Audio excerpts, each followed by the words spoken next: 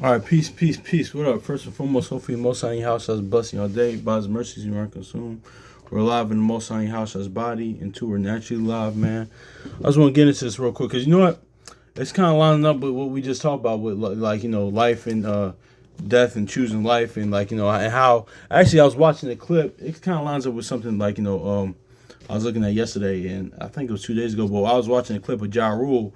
It was like one of YouTube shirts on him talking about Irv Gotti's death and his passing. So he and like Ja Rule says like, listen, he even thought about his own mortality and how saying we were born to die and things of that nature. But and also too, like I was talking about with one of my people at the program, one of the programs I'm in yesterday, because she was just going into how like a lot of times too how he's talking about how things in the corporate world and how it's just set up, man. It's just like it's all politics and like corporate. Me working in corporate America before, man, I know how it is. Even it's in that with other like other aspects of life in the corporate world, like whether it's like nonprofit work, working with the city, or like probably shoot in the sports world, people go through it in the entertainment business, like music business, movie business, like that politics, like the games that they play. I remember DMX did on an old show, what was his Death Poetry Jam, man. He did a spoken word about the industry, man. That's really true, man. That's really like he wasn't just talking about the industry in itself, but he was talking about like corporate America, like just like the politics within it, man. But what helped, like honestly, even me working at a law firm before, man. I worked at a law firm before. Most of those lawyers just like be honest with you, I'm be 100 with you, be honest with y'all, man. But most I think that's what makes like a good lawyer for the most part is the fact that most lawyers that I know, because not saying there aren't lawyers that are good people, but most lawyers really aren't like just good people at the end of the day. But I get it, because part of it, that's what makes a good lawyer or a good lawyer, but most of them aren't really good people that I've encountered, because I worked in multiple, like only two law firms before, but I worked with around a lot of lawyers, and actually my homie as well, man. He worked with a bunch of them as well over the years. It's like most of them just aren't like I just but but they're not saying all, because there are lawyers out here that's great people. Actually, I met a few though, not all of them, but I met a few. But just like this, I think that's what's part of it, man. But that's even talking about, but like even with something like that, with the politics, something like that, you need somebody, a good lawyer or somebody, a good advocate for you, man. And that's what we talked about this, before, man, how Shaw's our lawyer, man, and that just all lines up with like saving us from sin and death, saving us from death, kind of what we talked about earlier, like what we just mentioned with Ja Rule when he's talking about death and stuff like that. But I was just having this conversation with somebody the other yesterday about that, man, about about like just the politics of everything, man, and just how just having some a good advocate, a good lawyer, man, that's just like that's just nothing like that, man. It's just like that has your back 100, man. How much more is your house shot like that for us? Because I'm just gonna talk about this in the in the spiritual aspect, man. Let's get Ecclesiastes 14, because I was just actually thinking about this the other night, because I was just looking at chapter 14. I think it was Monday night I was looking at this, but because I tend to do that, like especially with the books of wisdom. If it's like today. If today's like the 18th, I'm gonna read like Proverbs 18. I might look at Psalms 18, or Job 18, or Ecclesiastes Sirach 18, or I might look at Wisdom of Solomon 18. This is something I do. I don't know. It was actually inspired by the elder brother Judah Mack and Masharathi, especially Judah Mack. He said, "Listen, man, there's a proverb for each day of the month, man. So like because day's 18th, I suggest y'all read like Proverbs 18 or something. That's just me, but um."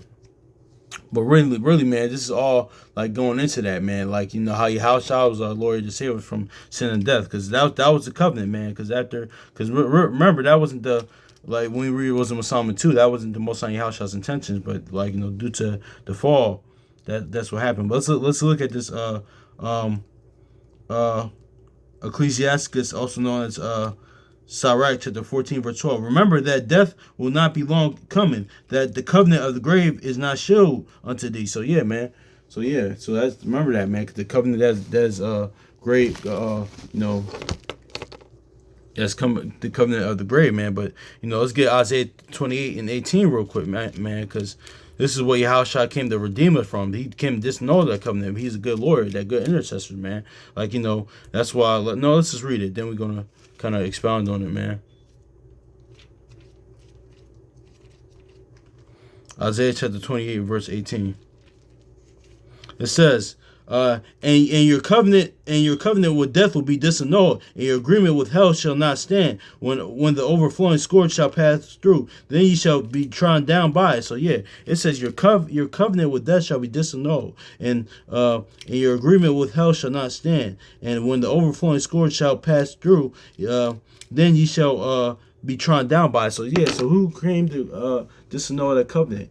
Yahweh Shah, man, he's that lawyer, that advocate for you. Like he lived, like that's what he came to do, save us from sin and death. Yeah, on a natural, because like it is. That's why we the same people, and like there's nothing new on the sun. Just like how, like of course he's gonna come back and destroy other nations. He came as Solomon, like not that he's actually Solomon, but he came as to bring peace and the covenant, like peace and the gospel. But he's gonna come back as David, as in making war against the the other nations. He's going to take Esau out, pretty much, the 6 and 9, and the other nations that are in power, he's going to take them out. But but also too, man. But even think about during that time, man, we were looking for a king like David, man. That's what okay. Are they going to save us?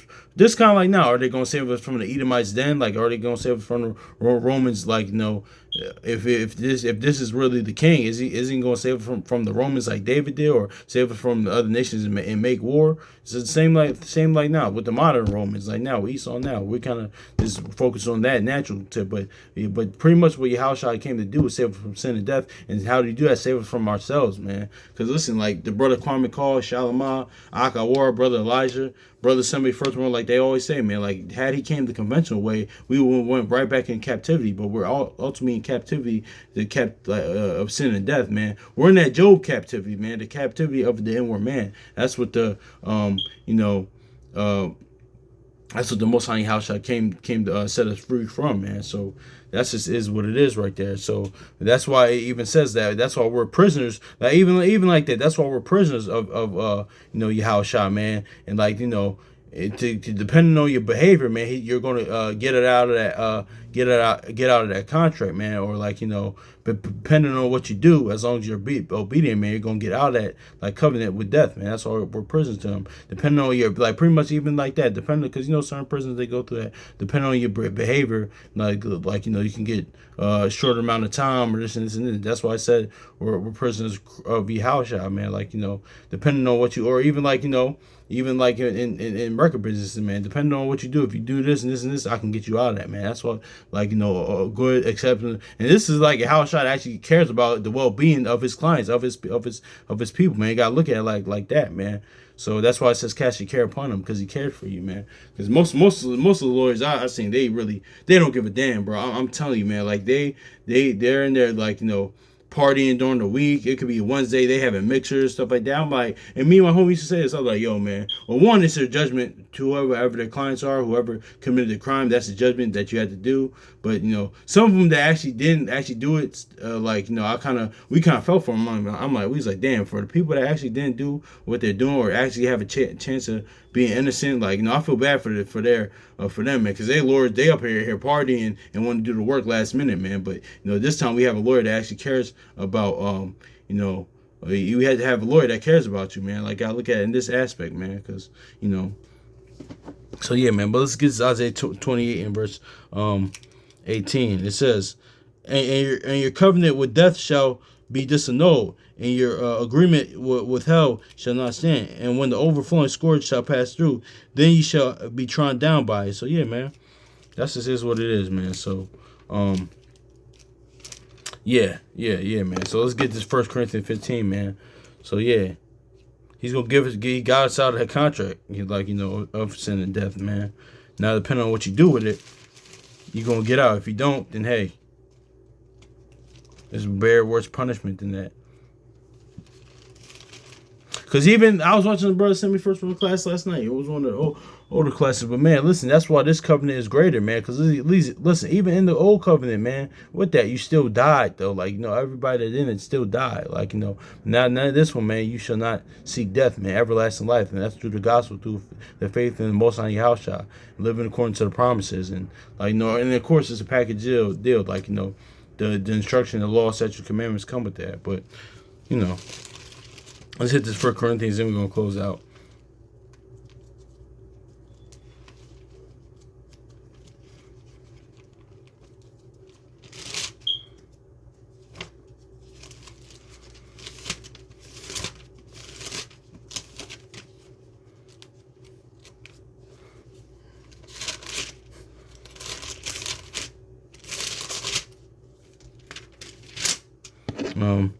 First Corinthians chapter 15 verse 16. He says, "The last enemy that shall be destroyed is death." So yeah, man, that's just, it is what it is, man. And that's gives wisdom of Solomon, man, because that's what it is, man.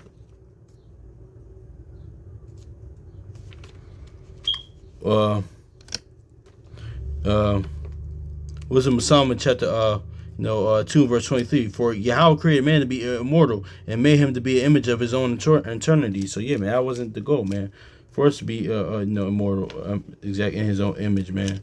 So but he came to, and that with that, man, what he did, man, that through his ministry, through his life, man, he came to redeem. Like, one, he did for his name's sake, like Ezekiel 36 said, because, like, listen, for people that didn't deserve it, but he came to do it. But also, he disannulled that as well, man. But even now with this, man, Wisdom of Psalm chapter 1 verse 15. For righteousness is immortal, and what righteousness is that? It's not the Deuteronomy 6 and 25 righteousness. It's the Genesis 15 and 6 righteousness, man. That of faith. The Galatians 2 and 21 righteousness. That's for faith, man. And now with that, believing on Most High Yahweh, man. And living, like we said, having faith, living according to promises, and of course the commandments as well. That's what it is, and that's how it leads to immortality, man. Because even Yahushua said that. Yahushua said that to the rich man. He said, listen, because remember what the rich man said to him. He said, listen, oh, if you want to enter life, keep the commandments. And what did the rich man say? He said, yeah, I've been doing that since I was a child, all my days. Since I grew up, I've been doing that. But Yahushua tested his his faith. He says, all right, cool. I see you doing well for yourself. You're kind of rich, wealthy person. Well, it's everything you have, follow me, and he didn't want to do that. So see, that's is what it is. Me reading in between lines, it kind of reminds me of that, man. Kind of reminds me of most of those lawyers, most of those most of those lawyers and stuff I work with, man, because that's how they move, covetous and just malicious, greedy, and not all of them, man. Because even, let me say this too. Because the people make this mistake, especially dealing with the word. Just because you have money doesn't make you a wicked person. Even this in the world, outside the world. Because I met plenty of people with people that's doing good for themselves.